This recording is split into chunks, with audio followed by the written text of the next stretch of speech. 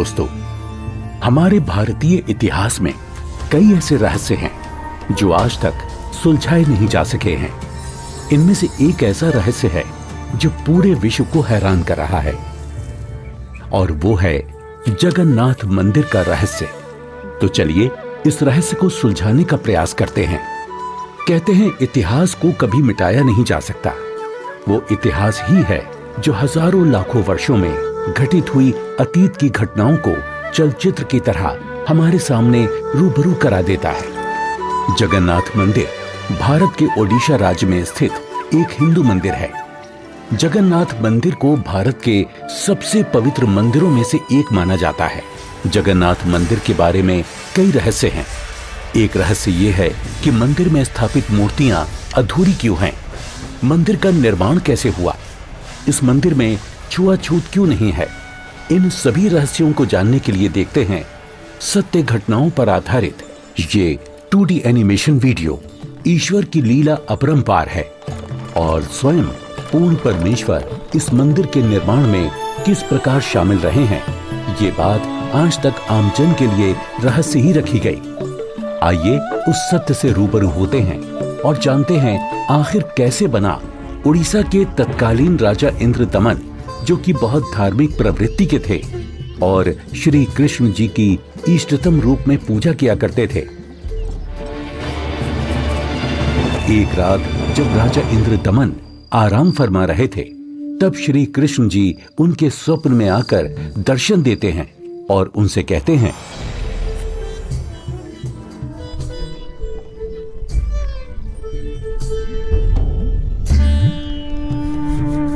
इंद्रदमन।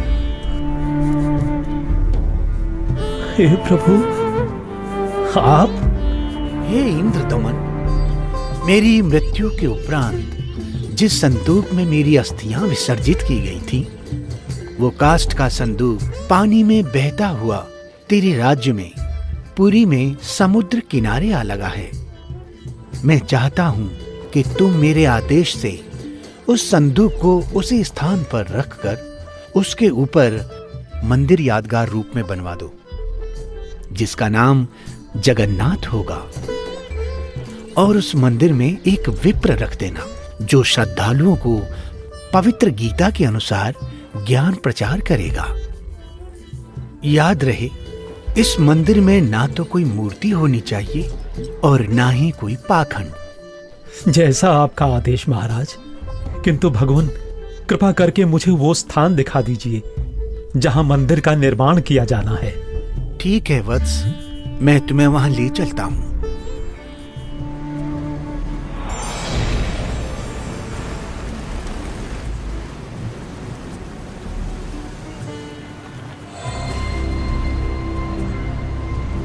इंद्रदमन, यही वह स्थान है जहां तुम्हें हमारा मंदिर बनाना है।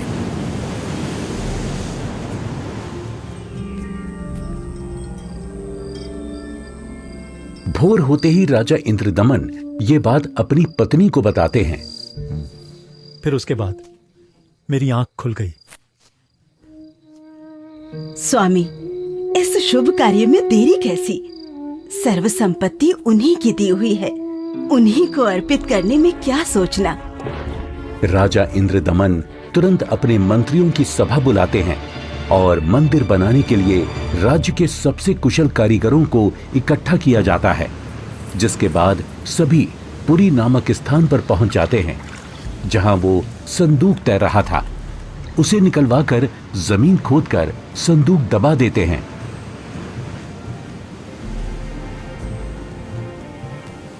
और देखते ही देखते उस संदूक के ऊपर मंदिर बनाने का काम शुरू हो जाता है।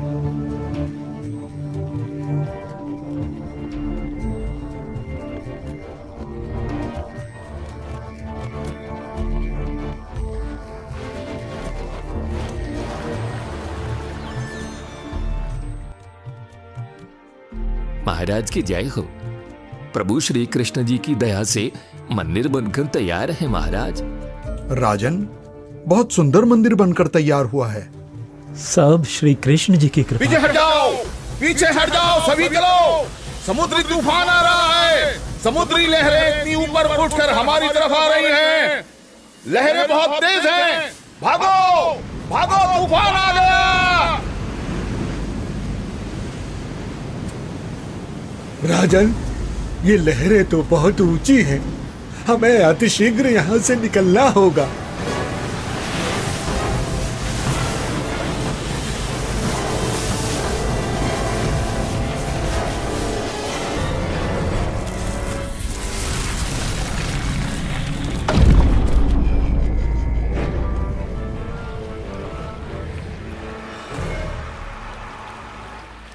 हे भगवान, ये क्या अनर्थ हो गया। समुद्र की लहरों ने मंदिर को तहस नहस कर दिया है महाराज। जगन्नाथ मंदिर के तैयार होते ही समुद्री लहरों का आना और मंदिर को अपने आगोश में समा लेना, ये घटना सिर्फ एक बार नहीं अपितु 5 बार घटित होती है।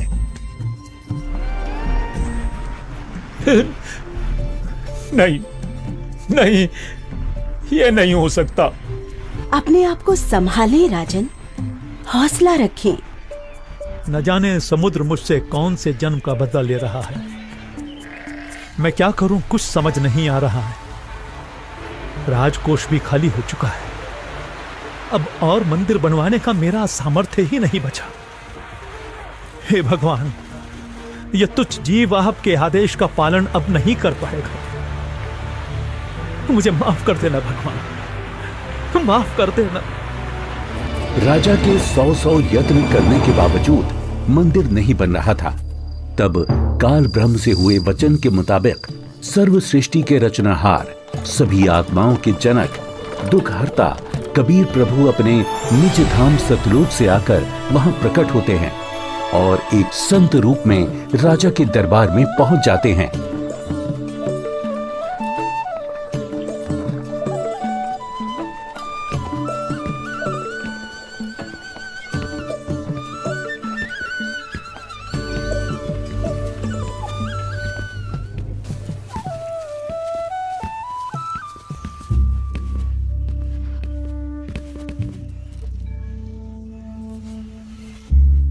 प्रणाम महाराज।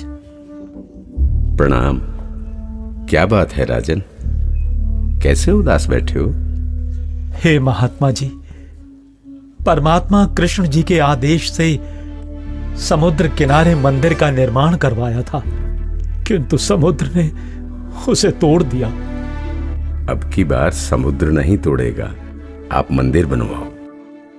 क्षमा करें महाराज, मंदिर 5 बार बनवाया है, परंतु 5 बार समुद्र ने उसे तोड़ दिया है। कोई बात नहीं इंद्रदमन, यदि मन बने तो मेरे पास आ जाना। मैं यहीं पास में पहाड़ी पर रहता हूं, वहीं पर मेरी कुटी है।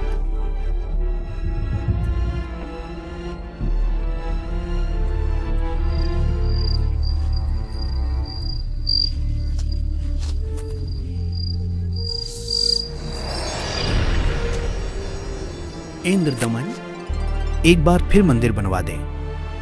जो तेरे पास संत जी आए थे तो उन्हीं से सहायता की याचना कर ले। वो कोई मामूली संत नहीं है इंद्रदमन, उनकी भक्ति शक्ति का कोई पार पार नहीं है।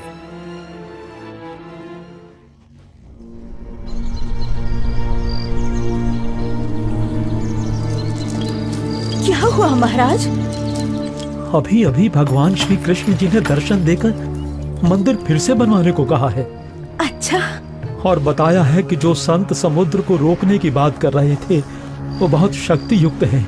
मुझे उन्हीं के पास जाकर प्रार्थना करनी चाहिए।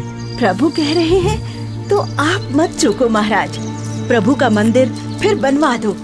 बनवाना तो मैं भी चाहता हूँ, किंतु अब तो राजकोष भी खाली हो चुका है। इस वक्त मैं धर्म संकट में फंस चुका हूँ।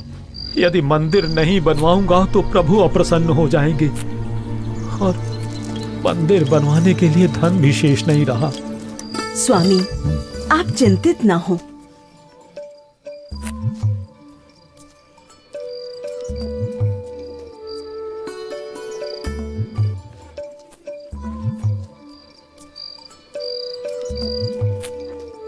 मेरे पास आभूषणों की कोई कमी नहीं है। किंतु रानी, आपके आभूषण।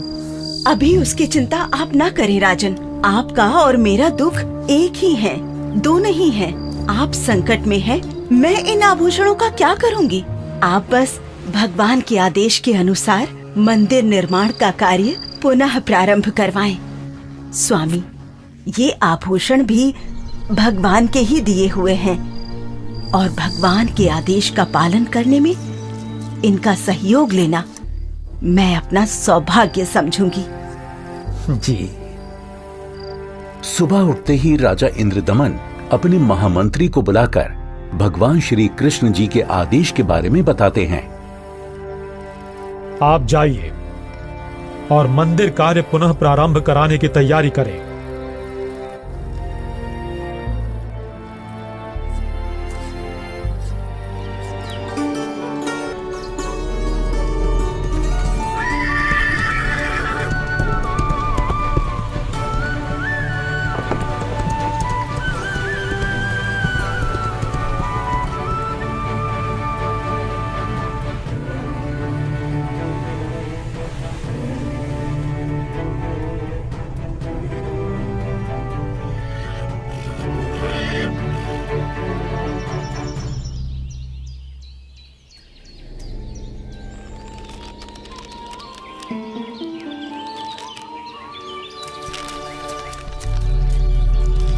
प्रणाम ऋषि जी। कहो इंद्रदमन, कैसे आना हुआ? हे महात्मा, मुझे माफ कर दो। मैंने आप पर विश्वास नहीं किया। स्वप्न में भगवान श्री कृष्ण जी ने बताया है कि आप समर्थ ऋषि हैं। मुझ दीन पर कृपा करो। राजन, जिस ओर से समुद्र हर बार आकर मंदिर को बहा ले जाता है, आप उस ओर एक छोटा सा चबूतरा बनवा दें, जिस पर बैठकर मैं परमात्मा की भक्ति करूंगा। जो आज्ञा महाराज। कुछ समय बाद मंदिर का निर्माण कार्य तकरीबन पूरा हो चुका था। एक दिन राजा स्वयं खड़े होकर निर्माण कार्य देख रहे होते हैं। तभी वहां गोरखनाथ जी आ जाते हैं। प्रणाम स्वीकार करें महात्मन। इंद्रदमन, आप भगवान का इतना सुंदर मंदिर बनवा रहे हैं, किंतु सुना है कि इस मंदिर में कोई मूर्ति नहीं लगा रहे। ऐसा क्यों? मुनिवर क्षमा करें। भगवान श्री कृष्ण ने स्वयं स्वप्न में आकर मुझे मूर्ति लगाने से मना किया है। राजन, सपना तो सपना ही होता है। आपको हमारे आदेश का पालन करना होगा। मंदिर में भगवान कृष्ण की मूर्ति की स्थापना की जाए। हे महात्मन, जैसा आपका आदेश। हाँ, और याद रहे, मूर्ति चंदन की लकड़ी से बनाई जाए। राजा ने अपने मंत्रियों को बुलाया और विचार विमर्श करने के बाद अन्य संतों से कहा कि राजन, अकेले भगवान का मन कैसे लगेगा? मंदिर में भगवान श्री कृष्ण जी के साथ साथ बलराम और सुभद्रा की मूर्ति भी स्थापित की जाए। राजा ने मूर्ति बनाने के लिए एक कुशल कारीगर ढूंढने की बात कही। मंत्रियों ने 3 कुशल कारीगरों को बुलाकर मूर्तियां बनवाना शुरू कर दिया। अब एक तरफ मंदिर तो दूसरी तरफ मूर्तियां बनाने का काम चल रहा होता है, किंतु कुछ समय बाद पता चलता है कि जिस तरह मंदिर बार बार टूट रहा था, अब इस प्रकार मूर्तियों के भी अपने आप टुकड़े टुकड़े होने लगते हैं। और ऐसा 3 बार होता है, जिसे देख राजा इंद्रदमन बहुत चिंतित हो जाते हैं। किंतु भगवान से भक्त का दुख देखा नहीं जाता। इसलिए एक दिन जब राजा अपने दरबार में बैठे होते हैं और पूरा दरबार बिल्कुल शांत होता है, सबके सब इसी चिंता में होते हैं कि करें तो क्या करें। तभी वहां पूर्ण परमात्मा कबीर देव एक वृद्ध कारीगर यानी शिल्पकार का रूप धारण करके प्रकट हो जाते हैं।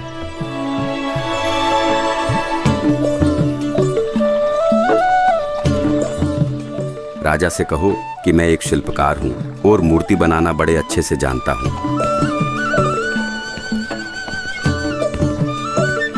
महाराज की जय हो। महाराज, बाहर एक वृद्ध व्यक्ति आया है और अपने आप को मूर्तिकार बता रहा है।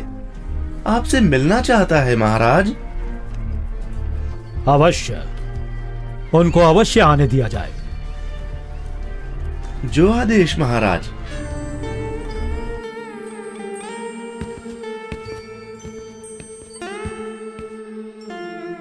ये कारीगर तो बड़ा अनुभवी लगता है। अवश्य भगवान की ही कोई लीला है।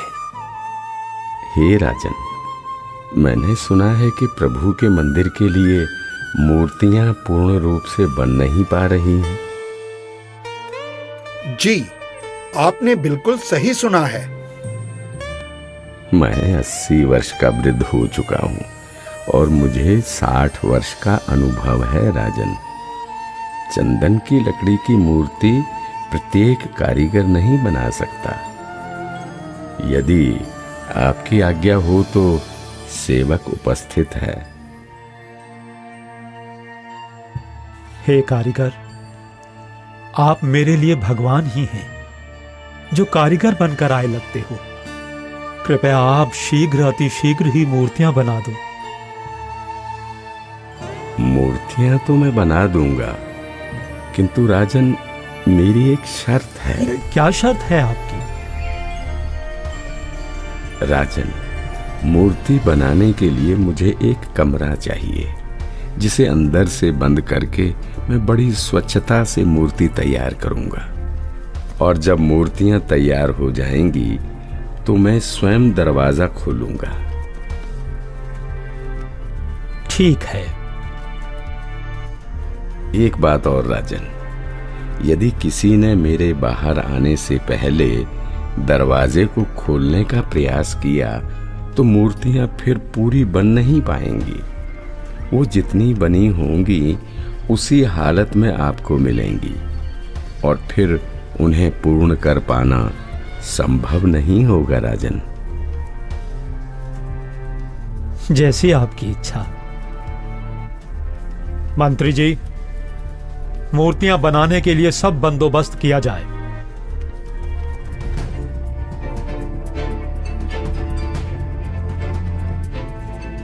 प्रणाम महात्मा जी।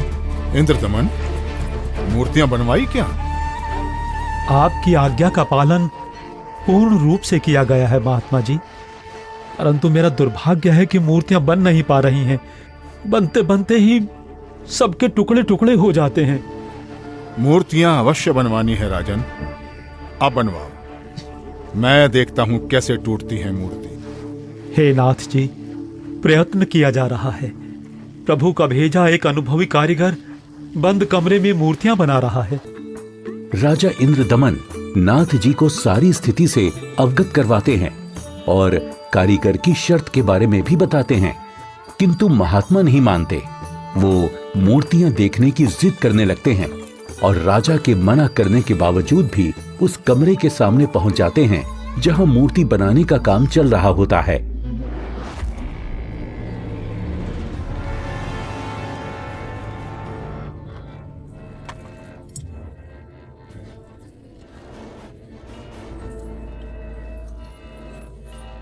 कारीगर, दरवाजा खोलो।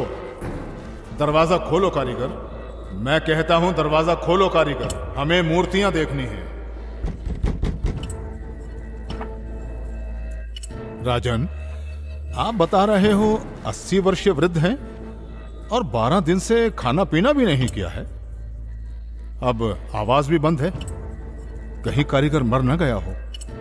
आप दरवाजे को तोड़वा दीजिए। राजा न चाहते हुए भी नाथ जी के कहने पर दरवाजे को सैनिकों से तुड़वा देते हैं।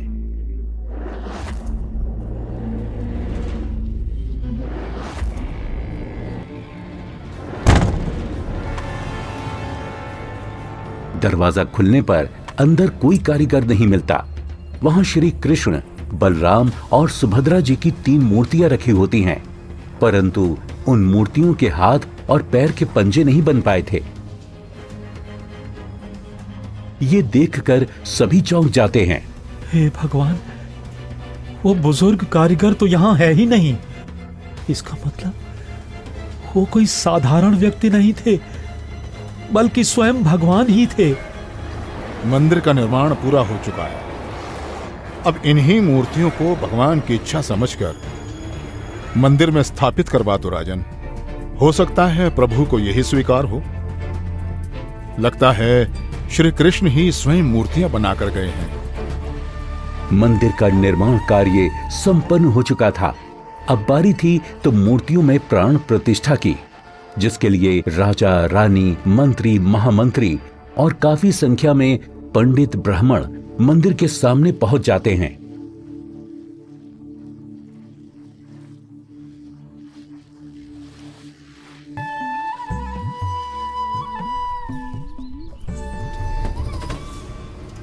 रे दुर्बुद्धि शूद्र,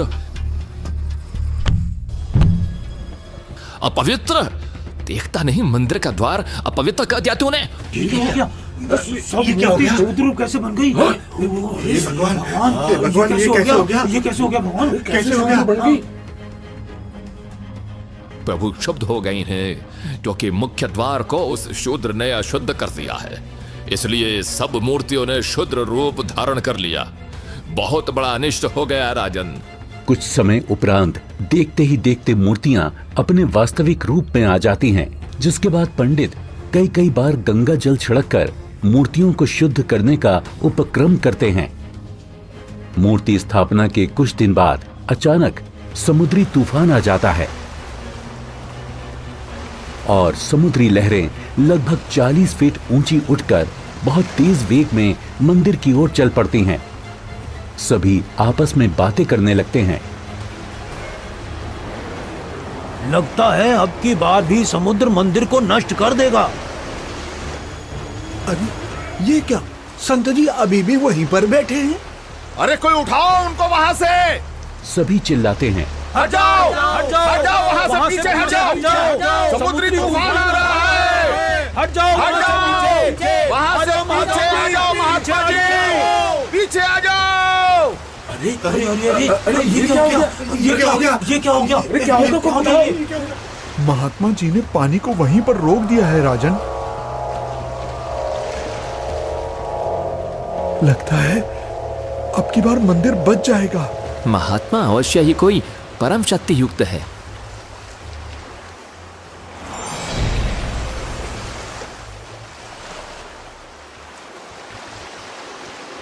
हे भगवान, मुझे रास्ता देने की कृपा करें। मैं मंदिर तोड़ने जाऊंगा। वत्स, ये मंदिर नहीं है। यहाँ पाखंड पूजा नहीं होगी, बल्कि गीता का ज्ञान सुनाया जाएगा। ये तो आश्रम है।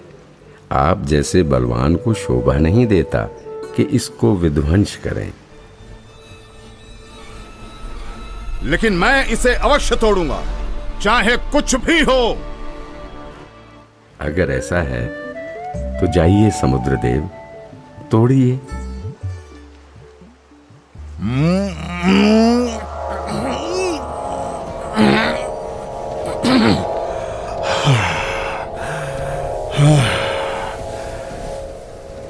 मैं आपकी शक्ति के आगे विवश हूं स्वामी। आपकी शक्ति अपार है। आप मुझे रास्ता देने की कृपा करें प्रभु। मैंने राजा इंद्रदमन को मंदिर की रक्षा का वचन दिया है।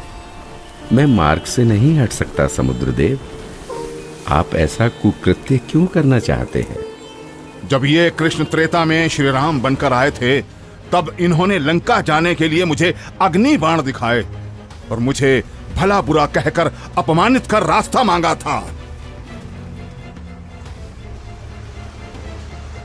लक्ष्मण, मेरा अग्नि बाण दो। लातों के भूत बातों से नहीं मानते। मैं ये मंदिर तोड़कर उसका प्रतिशोध लेना चाहता हूं। समुद्रदेव, प्रतिशोध तो आप पहले ही ले चुके हो। आपने तो समस्त द्वारिका पहले ही डुबो दी है। जी नहीं, अभी वो पूर्ण रूप से नहीं डूबी। कोई प्रबल शक्ति युक्त संत आने के कारण मेरा वो कार्य भी अधूरा रह गया और वो आधी ही डूब सकी, क्योंकि मुझे वहां पर किसी ने मानो बांध दिया है।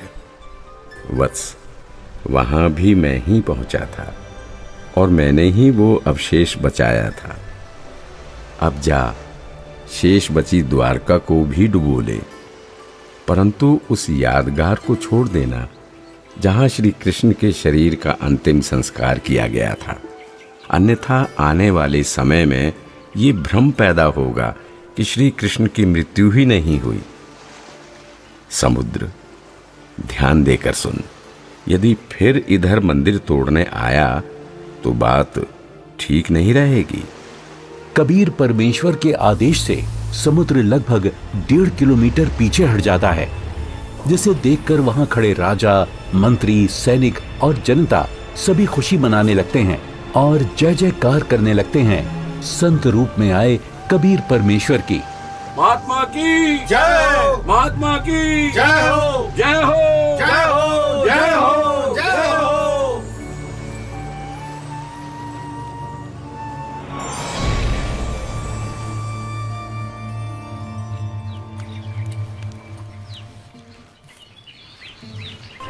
पंडित जी, सब कुछ करके देख लिया। आपका कुष्ठ रोग तो बढ़ता ही जा रहा है। भगवान, परमेश्वर, ये क्या हो गया? हे प्रभु, कष्ट हरो महाराज, क्षमा करो महाराज। पता नहीं मुझे किस पाप का प्रायश्चित करना पड़ रहा है। गलती क्षमा करो प्रभु, गलती क्षमा करो।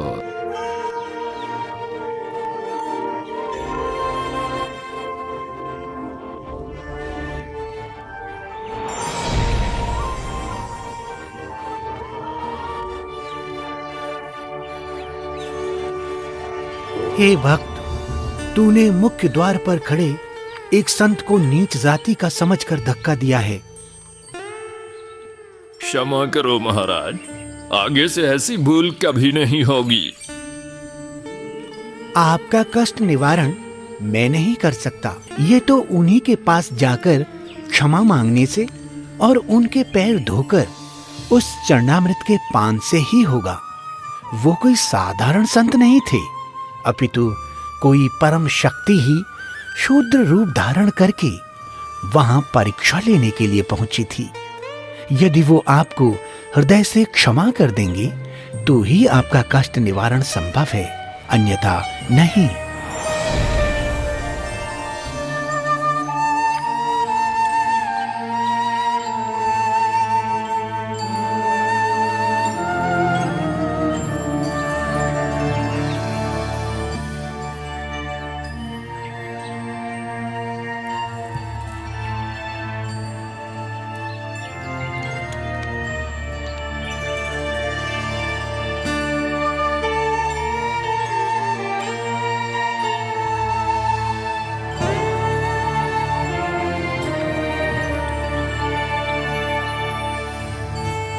सुना है कि पंडित जी ने प्राण प्रतिष्ठा वाले दिन जिसको धक्के मारकर मंदिर से बाहर गिराया था, भगवान श्री कृष्ण ने दर्शन देकर उन्हीं से माफी मांगने को कहा है।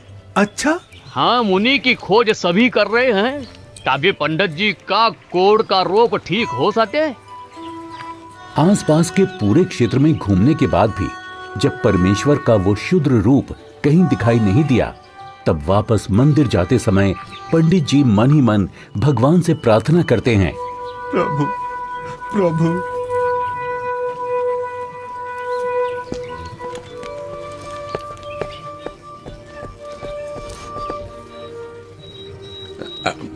अरे रुकिए पंडित जी, मैं शूद्र हूं, मेरे नजदीक मत आइए, आप भी अशुद्ध हो जाएंगे।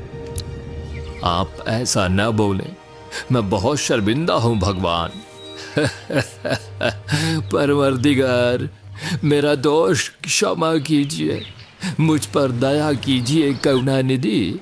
क्या बात है पंडित जी, आप क्यों विलाप कर रहे हैं?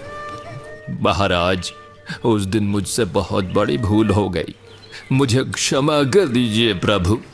ये नीच प्राणी प्रायश्चित करना चाहता है, अपने चरणों का जल देने की कृपा करें जिससे मेरा कोढ़ ठीक हो सके प्रभु।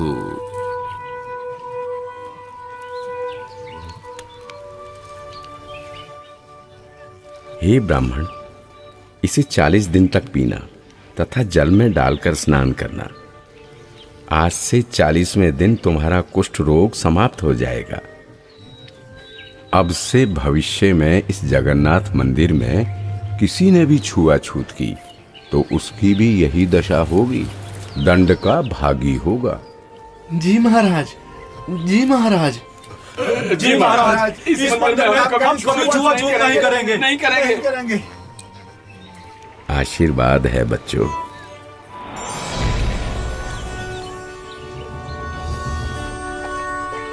कहते हैं जगत का पेख ना पेख्या, धनी का नाम ना लेखिया।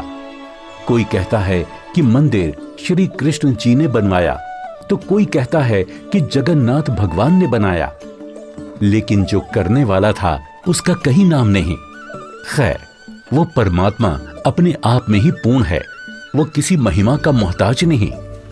तो आपने देखा कि किस प्रकार परमेश्वर कबीर देव जी ने संत रूप में प्रकट होकर समुद्र को रोककर जगन्नाथ मंदिर की स्थापना करवाई, कारीगर रूप में अवतरित होकर मूर्तियां बनाई और क्षुद्र रूप बनाकर मंदिर से छुआछूत जैसी बुराई को हमेशा हमेशा के लिए खत्म कर दिया।